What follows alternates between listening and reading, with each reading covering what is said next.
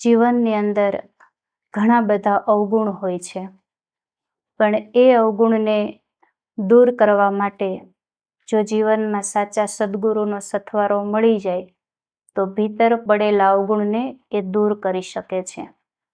કીધું છે કે જીવનને સારું બનાવવા માટે સારા સંગની જરૂર પડે છે. જો જીવનમાં સારા વ્યક્તિઓનો સંગ હોય તો જીવન બહુ સારું અને શ્રેષ્ઠ બની શકે છે.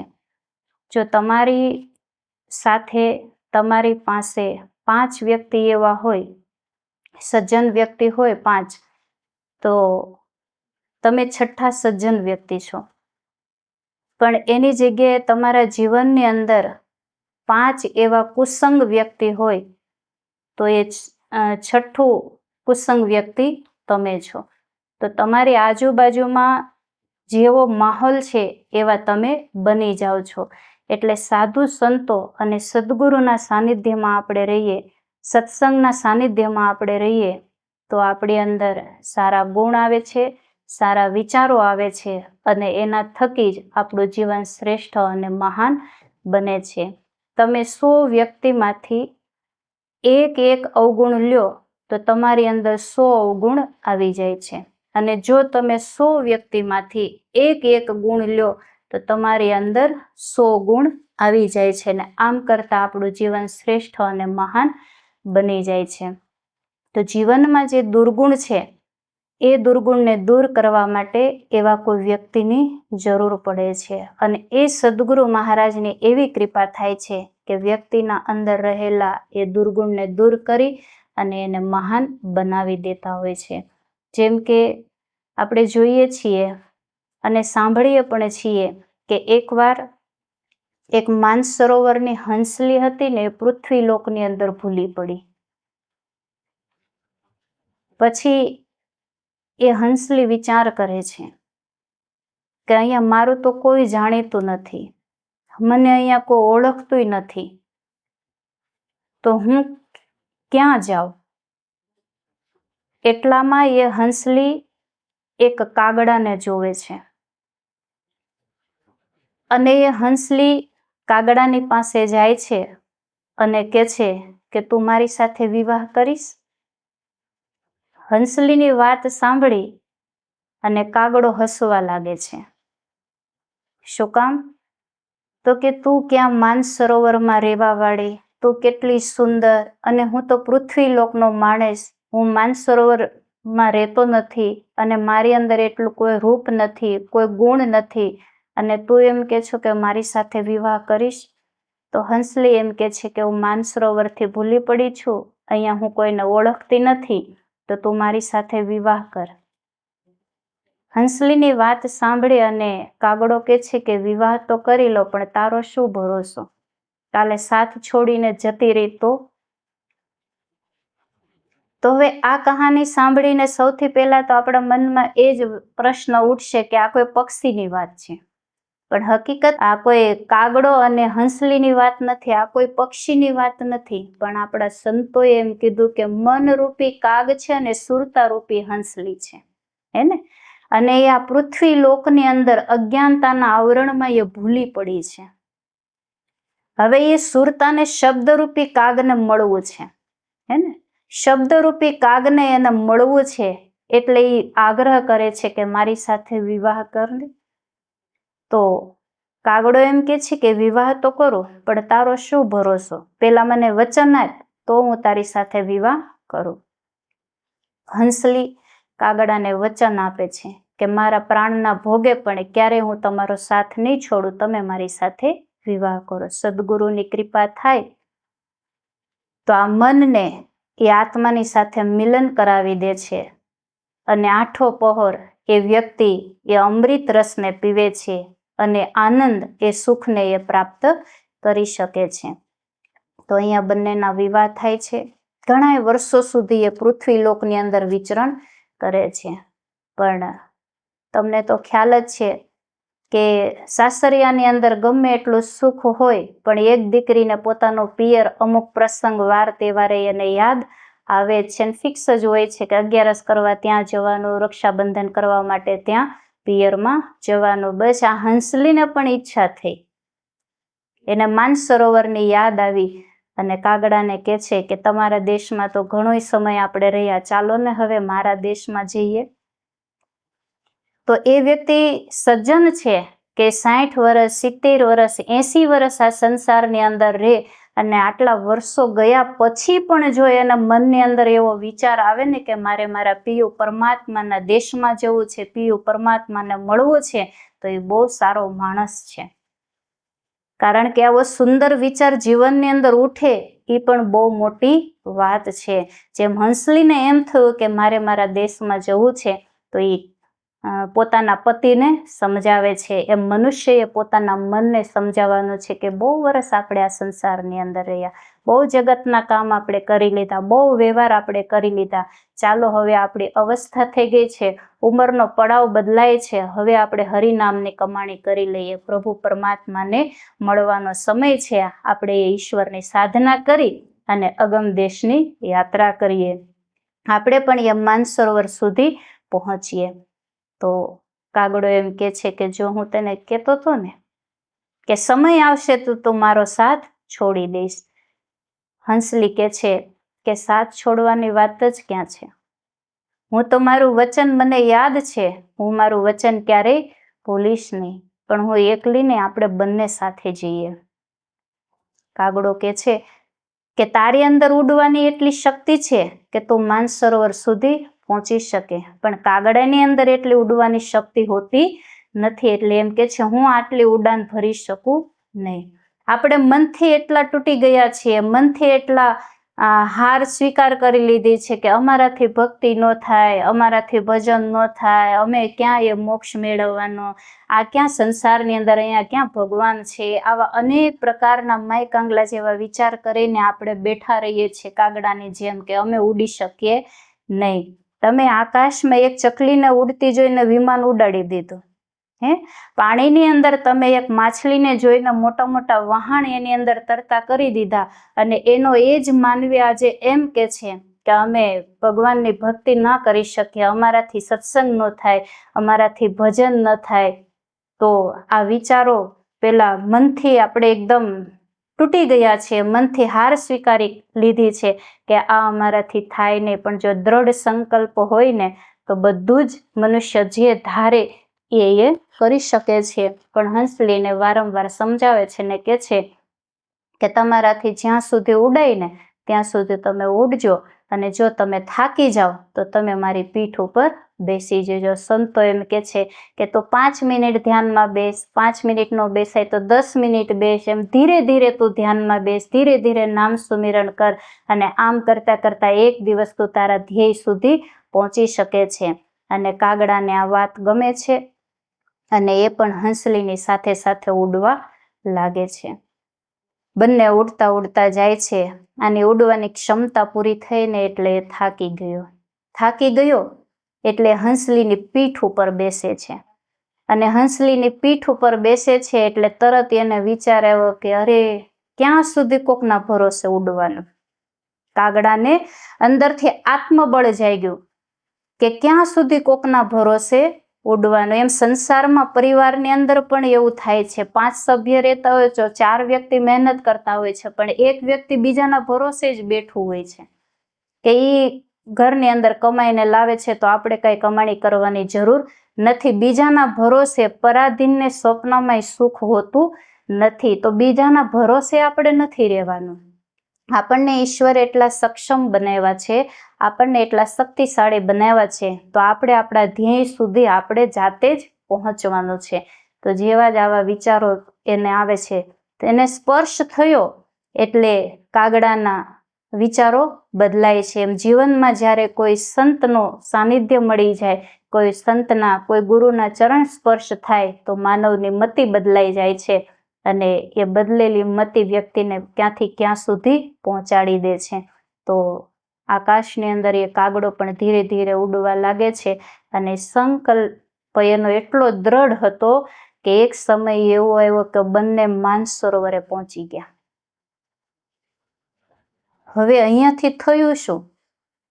માનસરોવરના કાંઠે આવીને જેવા જ એ હંસલી અને કાગડો બંને પહોંચે છે ને, ત્યાં તો ઘણા બધા હંસ અને હંસલીઓ હતા.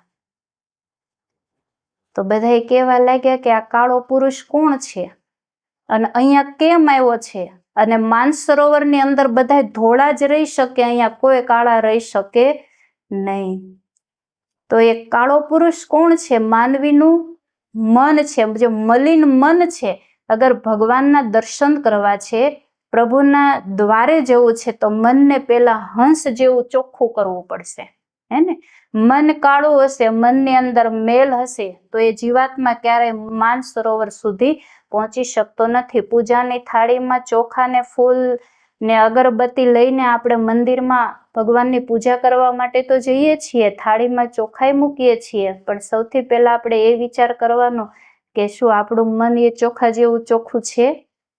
જો એ મન આપણું ચોખા જેવું ચોખ્ખું હશે તો અંદર રહેલા એ પરમાત્મા એ નિર્ગુણ સ્વરૂપના જીવાત્મા ભીતરમાં જ દર્શન કરી શકે છે. તો માનસરોવરના કાંઠે જઈને જેવા જ આ બંને બેઠા છે તો બધા જ કહેવા લાગ્યા કે આ કાળો પુરુષ અહીંયા ના રહી શકે, આ કોણ છે? તો હંસલી અહીંયા પરિચય કરાવે છે કે એ મારો પતિ છે અને મેં એને વચન આપ્યું છે અને આજથી અહીંયા જ રહેશે. બધા ના પાડે છે, જો તારો પતિ અહીંયા માનસરોવરની અંદર ના રહી શકે. તો હંસલી તો ખૂબ ચિંતા કરવા લાગે છે કે હવે શું કરવું. એક બાજુ પતિને વચન આપ્યું છે તમારો સાથ નહીં છોડું, અને એક બાજુ માનસરોવરની અંદર હંસ અને હંસલીઓ ના પાડે છે કે કાળો પુરુષ ના રહી શકે. પણ એ સમયની અંદર હંસલીને એક વ્યક્તિની યાદ આવી, એક વ્યક્તિનું સ્મરણ થયું, અને એ વ્યક્તિ કોણ હતા ખબર? એના ગુરુ મહારાજજી હતા. હંસલીના ગુરુ મહારાજજી હતા અને એ કાયમ સત્સંગ સાંભળતી અને એને એના ગુરુ યાદ આવ્યા કે દરેક સમસ્યાનું સમાધાન ગુરુના ચરણમાં હોય છે. એટલે એ તરત પોતાના ગુરુની પાસે જાય છે કે મારા ગુરુ પાસે જઈશ ને તો જરૂર મને રસ્તો બતાવશે. એટલે કાગડાને કહે છે કે ચાલો આપણે મારા ગુરુ પાસે જઈએ.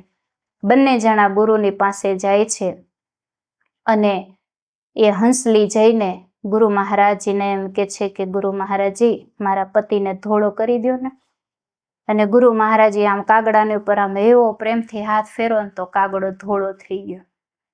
ધોળો થઈ ગયો અને માનસરોવરના કાંઠે આવીને બેઠો તો બધા જ કહેવા લાગ્યા કે હવે વાંધો નહીં, હવે તારો પતિ અહીંયા રહી શકે છે. જો આવો સંસાર છે, જ્યાં સુધી તમારા હાથ પગ સારા હોય, શરીર તમારું સશક્ત હોય, ત્યાં સુધી તમે બધાને પ્રિય લાગો છો, વાલા લાગો છો, બધાને ગમો છો. પણ જેવું જ તમારું શરીર અશક્ત બની જાય છે અને પરાધીન જીવન થઈ જાય છે ત્યારે આપણને આપણા જ ઠોકર મારી દેતા હોય છે. સમાજની અંદર જોઈએ છીએ, ઘર ઘરની અંદર ક્યાંય ને ક્યાંય આવી કહાની છુપાયેલી હોય છે.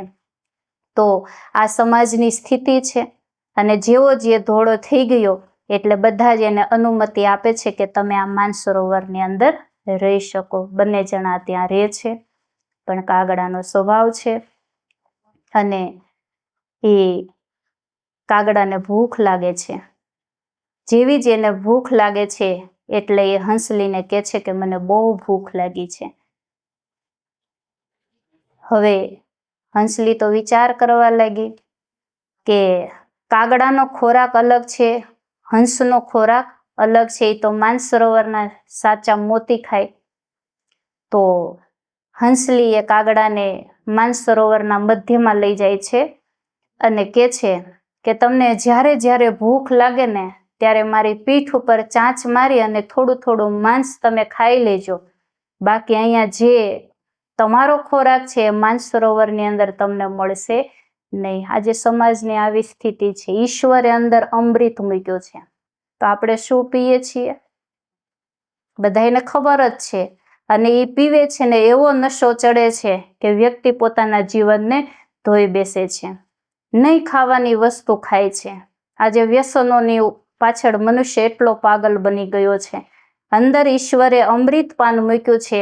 માવા, તમાકુ, બીડી, ગુટકા આવું બધું ખાઈ ખાઈને જીવનને એટલું બરબાદ કરી રહ્યો છે અને એટલી કેન્સરની બીમારી થાય છે. પોતે તો હેરાન થાય છે પણ પરિવારના જેટલા સભ્યો છે એ બધા હેરાન થાય છે અને આખું ઘર ધોવાઈ જાય છે. એટલું નાણું ખર્ચી નાખવા છતાં પણ એ વ્યક્તિ એમાંથી મુક્ત થઈ શકતો નથી. પોતે દુઃખી થાય છે અને પરિવારના સભ્યોને દુઃખી કરે છે. ભગવાન એટલું સરસ અંદર અમૃત મૂક્યું છે, એ અમૃતને છોડી અને મનુષ્ય વિષ પીવા માટે દોડે છે.